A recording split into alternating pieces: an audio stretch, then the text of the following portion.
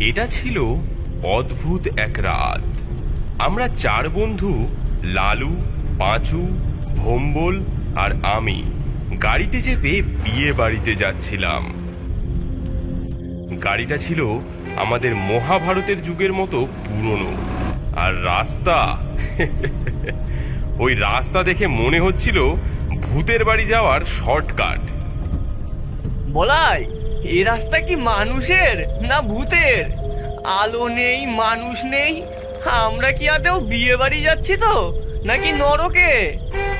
আলোর অভাব বুঝলি, কিন্তু রাস্তায় গর্তের অভাব নেই। দেখ, যদি বিয়ে বাড়িতে গিয়ে মাছের কালিয়া আর মটন না পাই, আমি না এই রাস্তা যে বানিয়েছে তাকে ধরে এনে ধোলাই করব। আমি ভাবছিলাম এই অন্ধকার পথে আবার ভূতের দেখা না পেয়ে যাই, কিন্তু দেখা গেল আমাদের গাড়ি ভূতের মতো আচরণ শুরু করেছে। হঠাৎ কি হলো রে লালু? তুই কি আবার ব্রেকের বদলে ক্লাচে পা দিয়েছিস? আরে, ব্রেকে পা দিয়েছি ঠিকই, কিন্তু গাড়িটা তো নিজের থেকেই ধোয়া ছেড়ে বিদায় নেওয়ার প্ল্যান করেছে। অগথা আমরা চারজন গাড়ি থেকে নামলাম। বললাম তো পুরনো গাড়ি, বিয়ের আগে গাড়িটা সারাই করে নিতে বলেছিলাম, শুনলি না? আরে চুপ কর, তোরা ইঞ্জিন দেখ। আমি একটু এই গাছে হেলান দিয়ে নিজের মানসিক অবস্থাটা সামলাই। ভোম্বল একটু দূরে গিয়ে একটা গাছের পাশে দাঁড়িয়ে ফোনে ব্যস্ত হয়ে গেল। বাকিরা মিলে ইঞ্জিন ঠিক করার চেষ্টা করতে লাগলাম। ঘন্টাখানেক মেরামতির পর ইঞ্জিন চালু হলো। আমরা হাঁপ ছেড়ে বাঁচলাম, কিন্তু তখনও আমরা জানতাম না একটু পরেই কি বিপদ আসছে। গাড়িতে আমরা চারজন ছিলাম, কিন্তু যখন আবার গাড়িতে উঠে বসলাম তখন দেখি গাড়িতে একজন অতিরিক্ত লোক বসে আছে। আরে তুমি কি? আমি ভুটু, আমিও ওই বিয়ে বাড়িতে যাচ্ছি। একা যেতে ভয় লাগছিল তো, তাই তোমাদের সঙ্গে বসে পড়লাম। বললেই হলো, একা যাচ্ছিলে আর আমাদের গাড়িতে ঢুকে পড়লে। আরে ভাই, একে তো রাত, তার উপর এই রাস্তা, শিয়ালবাগের ডাক শুনছো তো? আমি ভাবলাম তোমাদের সঙ্গে থাকলে নিরাপদে পৌঁছতে পারবো। এই লোকটাকে আমার সুবিধার মনে হচ্ছে না। ভয় পেও না, আমি খুব সোজা সাদা সিধে লোক গো। ভুটু নিজেকে খুব সোজা সাপটা লোক বলে চালাচ্ছিল, কিন্তু তার চোখের চাহনি আর অদ্ভুত হাসি দেখে আমাদের মনে হচ্ছিল এ লোক নিশ্চয়ই কোনো ঝামেলা করবে। এ লোকটা একটু বেশি সোজা বলে মনে হচ্ছে। কিছু গন্ডগোল নেই তো রে? ডাকাত নয় তো?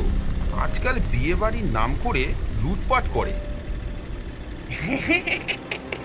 আরে না না, আমি ডাকাত নই গো, তবে গল্প করতে ভালোবাসি।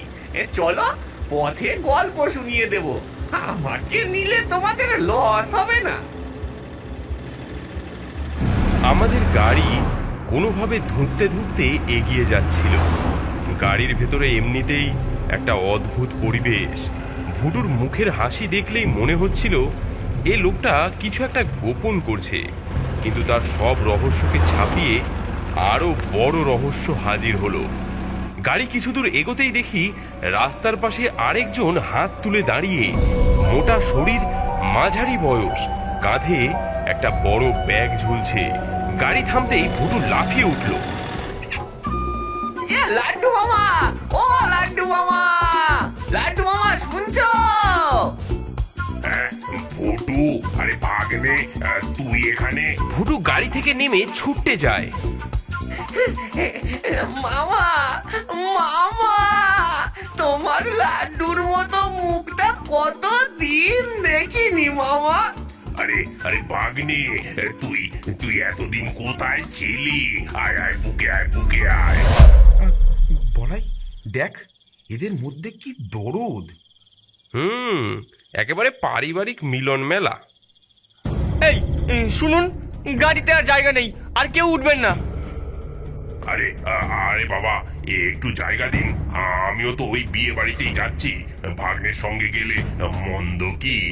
আরে আমাদের গাড়ি ছোট, এত লোকের যে জায়গা হবে না। হ্যাঁ, তা বলছেন যখন। লাড্ডু মামা আমাদের দোটানা দেখেই তিনি একটু ঝুঁকে কষ্ট পাওয়ার ভান করলেন, এমন করুণ মুখ করলেন যেন আমরা তাকে উঠতে না দিলে মহা পাপ হবে। অবশেষে আমরা রাজি হয়ে গেলাম। আরেকজন, এটা গাড়ি না লোকাল বাস? ও মামা, মামা ওঠো ওঠো, উঠে বসো। মামা গাড়িতে উঠে বসেন। গাড়ি আবার চলতে শুরু করে। লাড্ডু মামা পেছনের সিটে আরাম করে বসে পড়েন। আরে ভাইপো, বেশ ভালো হলো। আমিও এই বিয়ে বাড়ির দিকেই যাচ্ছিলাম। তোমাদের গাড়ি পেয়ে ভালোই হলো। তোমরা কি বিয়ে বাড়ির দাওয়াত খেতেই যাচ্ছ, নাকি আমাদেরকেই পেটের দাওয়াত করতে? কোনটা? আরে বলে কি, আরে না না, আমরা ভালো মানুষ, বিয়ের ভোজ খেতেই যাচ্ছি। শুনেছি দারুণ মেনু হয়েছে।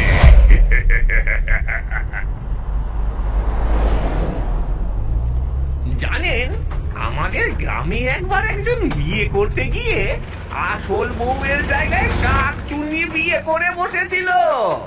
তারপর সে বউ তার শ্বশুর বাড়ির সবাইকে পুকুরে ফেলে মেরে দিয়েছিল। আরে ভাগ্নে, আমাদের গ্রামের গল্প কেন বলছিস? শাকচুন্নির জন্য সেই বর এখনো পাগল।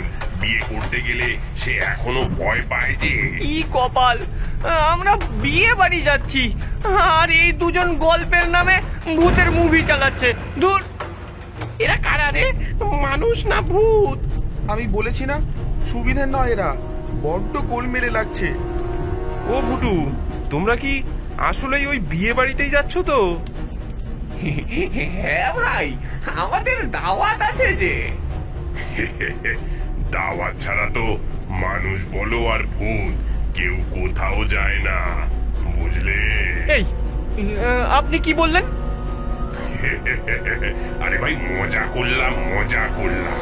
গল্প করতে করতে গাড়ি বিয়ে বাড়ির সামনে এসে থামে। আমরা নামলাম, কিন্তু পেছন ফিরে দেখি ভুটু আর লাড্ডু মামা গায়েব। কোথাও তাদের দেখা নেই। কই রে, নেমেছে তো দুজন, কিন্তু গেল কোথায়?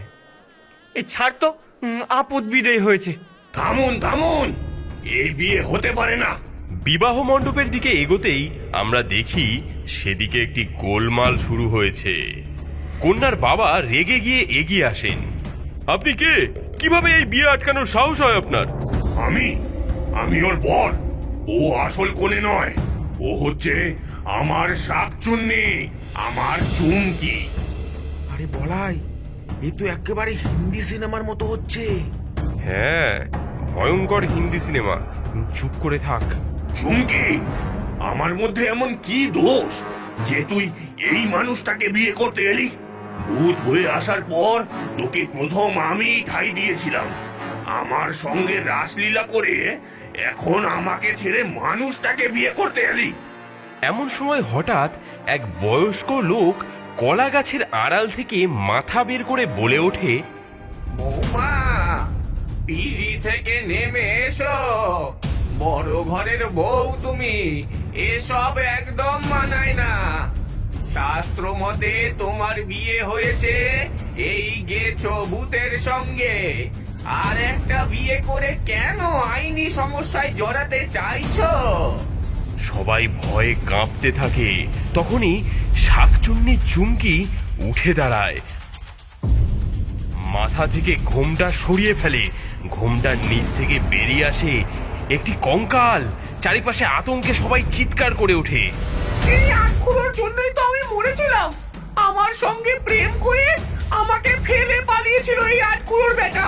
তাই গলায় কলসি বেঁধে পুকুরে ঝাঁপ দিয়েছিলাম। আজ এসেছি এর বিয়ে ভন্ডুল করতে। হ্যাঁ, ও মা গো, ভূত ভূত ভূত! আমাদের সামনে যেন ভূতের মেলা বসেছে। কি করব বুঝতে পারছিলাম না। হঠাৎ এর মধ্যেই ভুটু আর লাড্ডু মামা যেন বাঘের মতো এগিয়ে গেল। দিদি, দিদি ভাই, আরে ও দাদা, একটু শুনবেন? বিয়ে ভাঙতে এসেছেন? বেশ বেশ, ভালো কথা ভালো কথা, কিন্তু বিয়ে ভাঙার আগে কিছু খেয়ে নেবেন না। তুই কে? কেন বলছিস এসব? আমি আমি ভুটু গো, ভুটু, বিয়ে আর ভোজন বিশেষজ্ঞ। আপনি শাকচুন্নি হতে পারেন, কিন্তু খালি পেটে এমন ঝগড়া করা খুব মুশকিল গো। রান্নাঘরে দেখুন, দই কাতলা, খাসির মাংস এখানে সব জমে আছে। হ্যাঁ, তাই নাকি? খাসির মাংস যে আমার প্রিয়। ও বাবা গো, কোথায় কোথায় সেই মাংস? দই কাতলা, খাসির মাংস, আহা হা। কিন্তু আমিষ খাবার যে আমি খাই না, শাকাহারি কিছু আছে? দাদা, আপনার জন্য বিশুদ্ধ কুমড়োর তরকারি আছে। আগে আগে চলুন একটু খেয়ে আসি, তারপর আপনারা বসে ভাববেন খুনি কি করতে হবে। লাড্ডু মামা শাকচুন্নি, তার বর এবং ব্রহ্মদৈত্যকে রান্নাঘরের দিকে নিয়ে যেতে থাকে। এরা যখন রান্নাঘরে গেল, আমরা যেন হাঁপ ছেড়ে বাঁচলাম। আর তখনই ভুটু মেয়ের বাবাকে বলল, কাকা, এটাই সময়। শাকচুন্নি যতক্ষণ রান্নাঘরে ব্যস্ত, ততক্ষণে বিয়ে সেরে ফেলুন। হ্যাঁ, আসল কন্যাকে কেউ সাজঘরে দড়ি দিয়ে বেঁধে রেখেছিল। এই যে নিয়ে এসেছি তাকে। হ্যাঁ মা, আয় মা আমার। মেয়ের বাবা অস্থির হয়ে পড়েন। ব্রাহ্মণ দ্রুত মন্ত্র শুরু করেন এবং বিয়ে সম্পন্ন করেন। এমন ভুতুরে বিয়ে আর কখনো দেখিনি মাইরি। অন্তত বিয়েটা তো হলো, এখন খাবার নিয়ে আবার ঝামেলা না হয় তাহলেই হবে। আমার মেয়ের বিয়েতে যা ঘটেছে তা সম্পূর্ণ ভুতুরে কাণ্ড, কিন্তু আমি বাবা হিসাবে অনুরোধ করব, দয়া করে কেউ না খেয়ে যাবেন না। বিয়ে তো শেষ হলো, এবার মূল পর্ব শুরু, সেটা হলো খাওয়া। আমাদের চারজনের পেটে তখন সিংহের গর্জন, কিন্তু সমস্যা হলো খাবারের ভিড়। প্যান্ডেল দেখে মনে হচ্ছিল যেন পুরো গ্রাম নিমন্ত্রণে এসেছে। আমাদের সঙ্গে ছিল আরো দুই বিশেষ অতিথি, ভুটু আর লাড্ডু মামা। এরা যে কতটা খাইয়ে আর কুচুটে তা তখনও পুরো বুঝিনি। আমরা টেবিল খুঁজতে খুঁজতে ক্লান্ত হচ্ছিলাম। আরে আরে দেখ, পুরো স্টেডিয়াম ভর্তি। টেবিল না পেলে শুধু পেট কেন, মনও খালি থেকে যাবে। কিন্তু ওই ওই দেখ, ওরা দুজনে খালি ঘুরঘুর করছে। টেবিল ধরে থাক, এনারা উঠলেই আমরা বসবো। তোমরা বরযাত্রী, আমরা কন্যে পক্ষ, মিলেমিশে খাওয়াই ভালো, বুঝলে? ভাগ্নে, মাছের কাটলেট আছে তো? কালিয়া তো দেখলাম।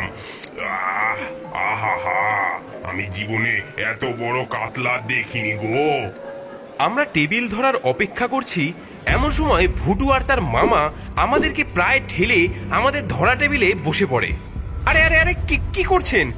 আমরা এখানে দাঁড়িয়ে আছি আর আপনারা সামনে যাওয়ার চেষ্টা করছেন। আরে তাড়াতাড়ি খাবার খেয়ে একটা বিরিয়ানি প্যাকেট করব, ভাটিপাড়া মানে আমার বাড়ি নিয়ে যাওয়ার জন্য। কন্যা পক্ষের লোকেদের তো এইটুকু সুবিধা দিতেই হয়। অবশেষে আমরা নিজেদের টেবিলে বসতে পারি। ওয়েটার ভাত আর ডাল পরিবেশন করতে শুরু করে। হঠাৎ একটা অদ্ভুত ঘটনা ঘটতে লাগলো। আরে দাও দাও দাও, আরো বেশি করে মাংসের পিস দাও। আর ওই ওই মাছটা নিয়ে শুধু আরেকবার মাছের পিসটা দিয়ে যেও। ওয়েটার বড় বড় কাতলার পিস পরিবেশন করলো।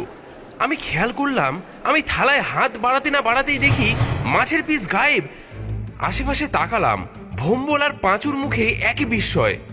আরে আমার কাটলেট কই গেল? তুই নিয়েছিস? আরে আমার প্লেটেও তো নেই।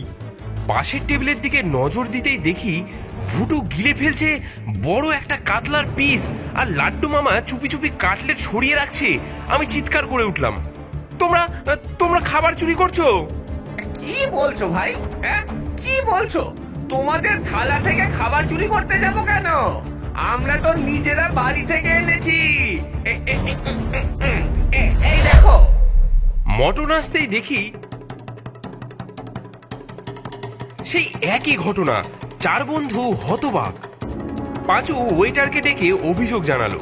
দেখুন তো, মাংস আসছে কিন্তু কয়েক সেকেন্ডেই কোথায় যেন উধাও হয়ে যাচ্ছে। খাবার তো ঠিকই পরিবেশন করছি, কিন্তু কোথায় যাচ্ছে বুঝতে পারছি না। আমরা আবার পাশের দিকে তাকালাম। ভুটুর মুখে মাংস আটকে আছে, আর লাড্ডু মামা একটা থালার নিচে মাংসের পিস লুকোচ্ছেন। আমি আর লালু একেবারে চেঁচিয়ে উঠলাম, আরে ওই দেখ, চোর তো ওরাই। ওই দেখ, হ্যাঁ চোর তো ওরাই। আরে ভাই, এটা তো বাড়ি থেকে এনেছি, তোমরা তো চেঁচাও কেন গো? একে খিদের জ্বালায় পেটে আগুন জ্বলছে, তার উপর মুখের সামনে থেকে ভালো ভালো খাবার সব গায়েব হয়ে যাচ্ছে। এমন সময় পাঁচু আর সহ্য করতে না পেরে এক লাফ মেরে ঝাঁপিয়ে পড়লো ভুটু এবং তার মামার গায়ের উপরে। সব খাবার বেটার ছেলেরা চুরি করে নিচ্ছে, আর সহ্য করতে পারবো না। বেটা, বার কর আমার খাবার দে। তোর পেট থেকে সব খাবার বার করবো আমি। এমন সময় সেই ভুটু এবং তার মামা দুটি বড় কঙ্কালে পরিণত হয়ে গেল।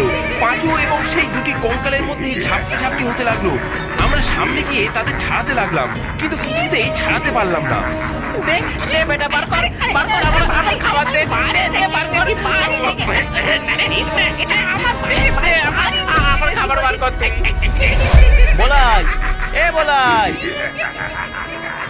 বলাই ওঠ রে, বিয়ে বাড়ি চলে এসেছে। বেরো গাড়ি থেকে বেরো। হ্যাঁ,